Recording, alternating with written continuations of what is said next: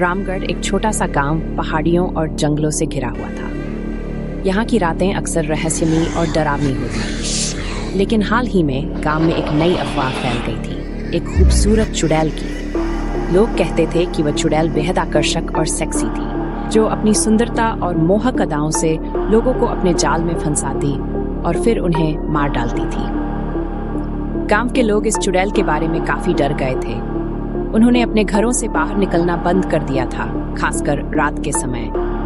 गांव में किसी भी अजनबी महिला को देखकर लोग संदेह से देखने लगे थे। कुछ लोगों का मानना था कि वह चुड़ैल पहले एक साधारण लड़की थी, जिसका नाम रानी था। रानी बहुत सुंदर और मोहक थी। गांव के कई युवा उसकी ओर आकर्षित थे, लेकिन एक दिन रानी अचानक गायब हो गई। लोग कहते थे कि उसे किसी ने धोखा दिया और वह अपनी प्रेम कहानी के दर्द में चुड़ैल बन गई।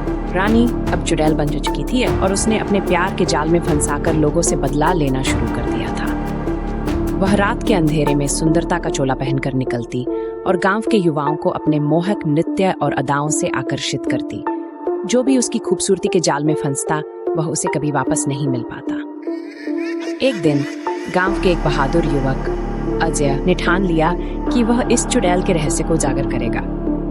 उसने अपने दोस्तों के साथ मिलकर योजना बनाई और जंगल में उस जगह गया जहां चुड़ैल के होने की अफवाह थी। अजय ने अपनी जान जोखिम में डालकर चुड़ैल का सामना किया। उसने देखा कि चुड़ैल वास्तव में रानी थी, लेकिन अब वह दर्द और बदले की भावना से बदल चुकी थी। अजय ने अपनी चालाकी से रानी को उसकी पुरानी यादों की याद दिलाई और उसे समझाया कि वह बदले की भावना से भी सुखी नहीं हो सकती।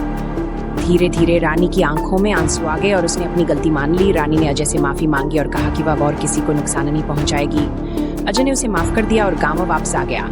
रानी ने अपनी चुड़ैल वाली जिंदगी को छोड़कर गांव से हमेशा के लिए दूर चली गई। रामगढ़ के लोगों ने चैन की सांस ली और गांव फिर से शांतिपूर्ण हो गया। कहानी हमें यह सिखाती है कि प्यार और विश्वासघात का दर्द बहुत गहरा हो सकता है, लेकिन माफी और समझदारी से किसी भी समस्या का हल निकाला जा सकता है।